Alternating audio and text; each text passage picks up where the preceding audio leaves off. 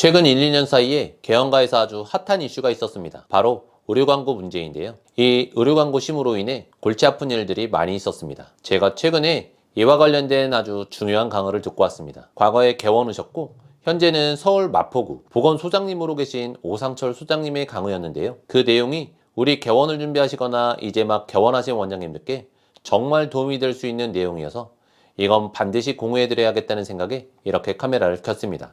오늘 영상에서는 보건소장님께서 직접 처분하셨던 실제 사례들을 바탕으로 원장님들께서 정말 쉽게 놓치지만 일단 적발되면 가장 치명적인 의료광고 위반 사례들만 모아서 알려드릴 테니 오늘 영상 꼭 집중해서 시청해 주시기 바랍니다. 이 영상 끝까지 보시면 광고 대행사 말만 믿고 덜컥 진행했다가 과징금 폭탄을 맞거나 직원의 작은 실수 하나 때문에 병원 전체가 업무 정지를 당하는 최악의 상황을 분명히 피하실 수 있을 겁니다. 안녕하세요. 병원개업의 정석 메들라이트TV의 오준 원장입니다. 많은 원장님께서 보건소나 심평원, 공단의 조사를 가장 걱정하십니다. 언제 털어올까 마음 졸이시는 경우가 많으시죠. 하지만 솔직히 말씀드리면 보건소는 인력이 부족해서 모든 병원을 일일이 들여다보기는 어렵습니다. 적극적인 단속보다는 민원 처리나 개업, 폐업과 같은 행정 업무가 대부분이죠. 하지만 딱 한 가지 예외가 있습니다. 2022년부터 정부가 집중적으로 단속하기 시작하면서 실제로 수많은 원장님들께서 처벌받는 분야가 있는데요. 바로 의료광고입니다. 의료광고는 의료법을 따라야 하고 위반 시 처벌은 결코 가볍지 않으며 여러 차원으로 이루어집니다. 우선 가장 가벼운 처분으로 위반 사항을 바로잡으라는 시정명령이 있습니다. 위반의 정도가 중하다고 판단되면 병원 운영과 원장님의 진료 활동에 직접적인 타격을 주는 업무정지나 면허 자격정지 같은 행정처분이 내려질 수 있습니다.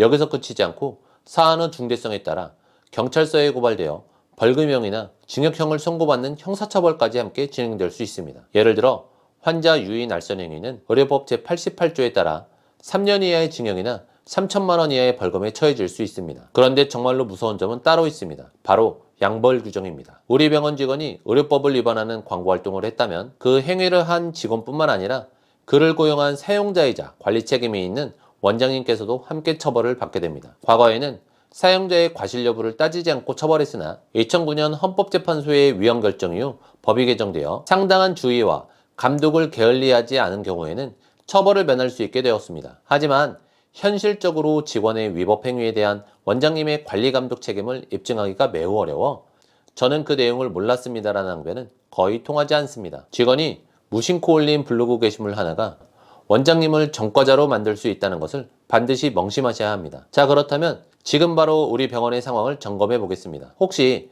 병원 블로그나 홈페이지, SNS 계정을 운영하고 계신가요?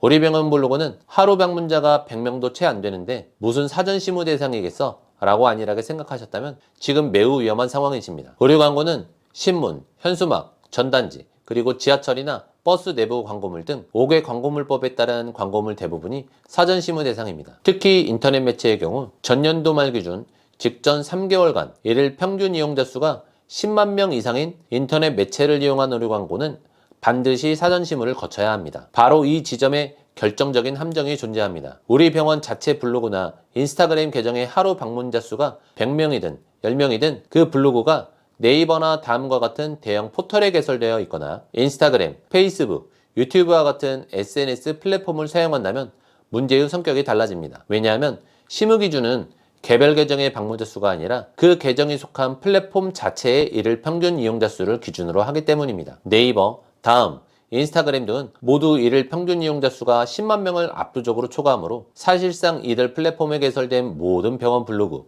카페, SNS 게시물 형태의 의료 광고는 예외 없이 사전시무 대상이라는 결론이 나옵니다. 배너 광고 역시 마찬가지입니다. 특정 사이트에 게시하는 배너 자체는 시무 대상이 아닐 수 있습니다. 하지만 환자가 그 배너를 클릭했을 때 연결되는 우리 병원 홈페이지의 특정 페이지 내용이 의료법상 의료 광고에 해당한다면 그 연결된 페이지는 반드시 사전에 심의를 받아야 합니다. 자, 이제부터가 정말 중요합니다. 원장님들께서 가장 많이 그리고 때로는 가장 억울하게 적발되시는 실제 위반 사례들을 하나씩 짚어보겠습니다. 첫 번째 위반 유형은 환자를 유인하거나 알선하는 행위로 이는 의료법 제27조 제3항에서 금지하고 있습니다.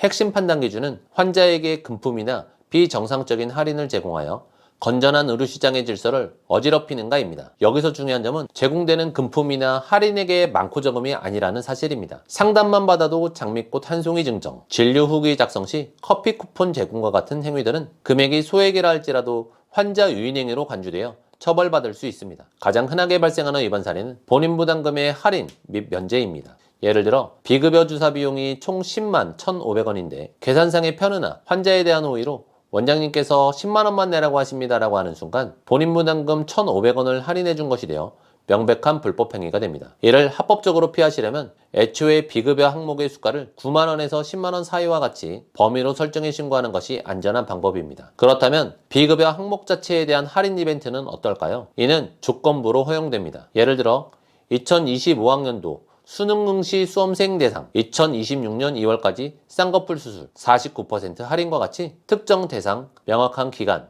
구체적인 할인 내용이 명시된다면 합법적인 의료 광고의 범위로 인정될 수 있습니다. 하지만 여드름 치료 체험단, 선착순 무료와 같이 대상과 기간이 불분명하고 상시적으로 이루어지는 이벤트는 불법적인 환자 유인 행위로 간주될 가능성이 매우 높습니다. 광고 대행사를 이용하실 때에도 각별한 주의가 필요합니다. 만약 계약서에 환자 한 명이 내원할 때마다 일정에게 수수료를 지급한다는 식의 조항이 있다면 이는 명백한 불법 환자 알선 계약입니다.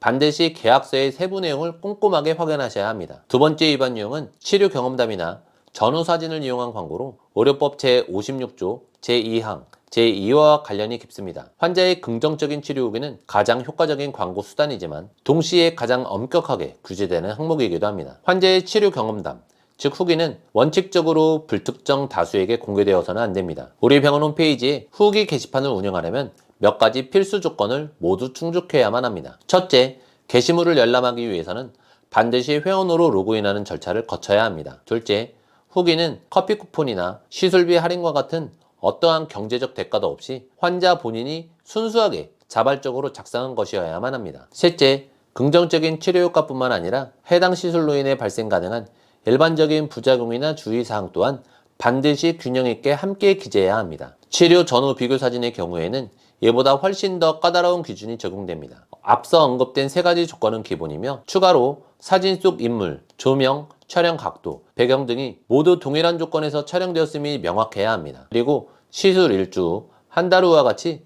시술 경과를 여러 장의 사진으로 보여주는 방법은 금지되며 오직 시술 전과 시술 후 단 2장의 사진만을 비교하는 것만 허용된다는 점도 기억하셔야 합니다. 세 번째로 주의해야 할 점은 객관적인 근거 없이 최상급의 표현을 사용하는 것입니다. 전문, 특화, 최고, 국내 유일, 첨단과 같은 단어들은 환자에게 강한 신뢰감을 주지만 객관적인 근거 없이는 절대 사용해서는 안 됩니다. 특히 전문병원이라는 명칭은 의료법 제3조의 5에 따라 특정 진료 과목이나 질환에 대해 난이도 높은 의료행위를 하는 기관을 대상으로 환자 구성 비율, 진료량 등 엄격한 기준을 충족하여 보건복지부 장관의 지정을 받은 경우에만 사용할 수 있습니다. 만약 공식 지정을 받지 않은 상태에서 강남 척추 전문병원과 같이 광고하거나 인스타그램 해시태그에 강남 척추 전문, 최고의원 등을 사용하는 것 역시 동일한 법규 위반에 해당합니다. 마찬가지로 최우수, 가정안전한 등의 표현은 객관적이고 공인된 비교자료 없이는 과장 광고에 해당하며 각종 상장이나 감사장을 광고에 활용하는 것 또한 원칙적으로 금지됩니다. 네 번째 위반 사례는 심의받은 광고 내용을 임의로 변경하거나 조합하여 사용하는 것으로 매우 억울하게 느껴질 수 있는 경우입니다. 어렵게 시간과 비용을 들여 의료광고심의위원회로부터 심의를 통과한 광고 문구나 디자인이 있더라도 그 내용의 일부를 임의로 빼거나 다른 심의 내용을 짜집기하여 새로운 광고물처럼 만들면 안 됩니다. 심의를 통과한 내용은 토시 하나 바꾸지 않고 원문 그대로 복사 붙여넣기의 원칙으로만 사용해야 합니다. 만약 문구 하나, 이미지 하나라도 변경하고 싶다면 이는 새로운 광고로 간주되므로 원칙적으로 다시 심의를 신청하고 승인을 받아야 합니다. 자, 오늘 내용 정리해 드리겠습니다. 첫째, 직원의 실수는 곧 원장님의 책임입니다. 양별 규정을 항상 기억하시고 광고 관련 최종 확인은 꼭 원장님께서 직접 하셔야 합니다. 둘째, 네이버 블로그나 인스타그램은 특정 조건을 만족하는 경우 이외에는 무조건 사전 심의 대상이라고 생각하시는 것이 가장 안전합니다. 셋째, 본인 부담금 할인은 절대 안 되며 후기 작성의 대가로 어떠한 혜택도 제공해서는 안 됩니다. 오늘 제가 전달해드린 정보가 원장님의 소중한 병원을 안전하게 지키는데 실질적인 도움이 되기를 진심으로 바랍니다. 오늘 내용이 도움이 되셨다면 구독과 좋아요 꼭 눌러주시고요. 주변에 개원을 준비하시거나 운영 중인 동료 원장님이 계시다면 이 영상을 꼭 공유해 주십시오. 함께 알아야 더 안전해질 수 있습니다. 감사합니다.